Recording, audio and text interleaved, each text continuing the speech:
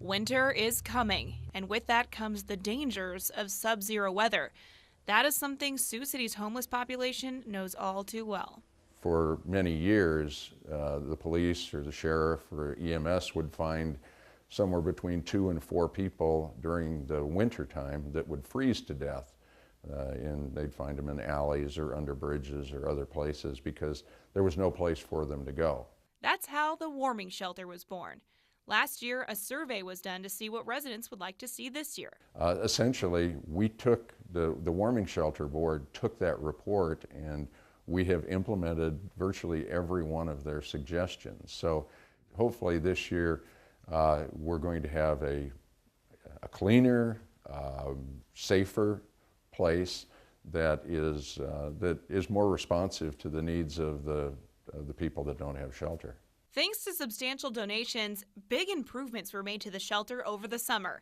They've repaired sheetrock, painted walls and floors, installed new lights, added commercial washers and dryers, and upgraded water heaters and furnaces. They've also constructed a community room for socializing and a smoking area. It's responsive to their needs and yet still will help us with a little bit more of the structure, and that was one of the recommendations that the residents had.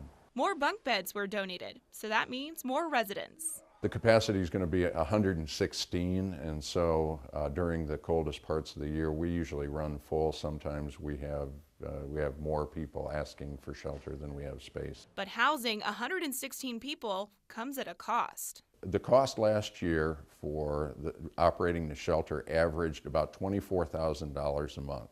We have 2 attendants that are on duty, then we've got utilities and maintenance and supplies and that, but we have no staff. There's no warming shelter staff. We're all volunteers that do all the rest of the things. Well, the shelter runs strictly on donations, free will offerings. We take no government money whatsoever.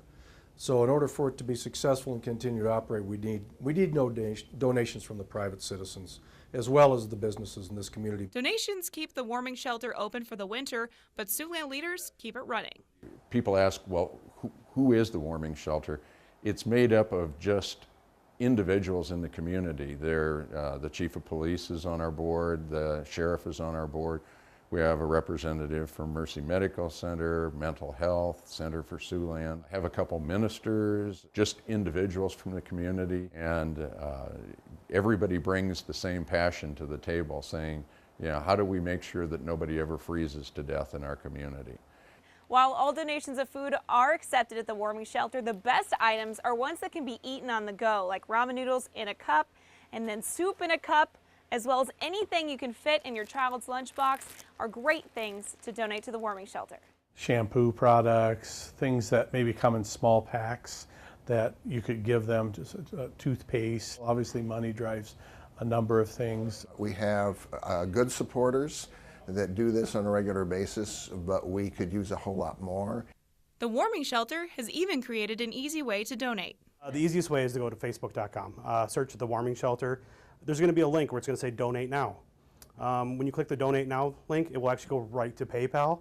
You can set up a monthly donation, a weekly donation, or just a one-time donation. We're open from November 1st through April 30th of the year. The name, the warming shelter, captures it because we're not open during the summertime. Not that the needs of the homeless people go away, but during the wintertime when it's sub-zero, people die. Not a single soul was lost last year due to cold. Let's keep that streak going. Kat Taylor, Siouxland News.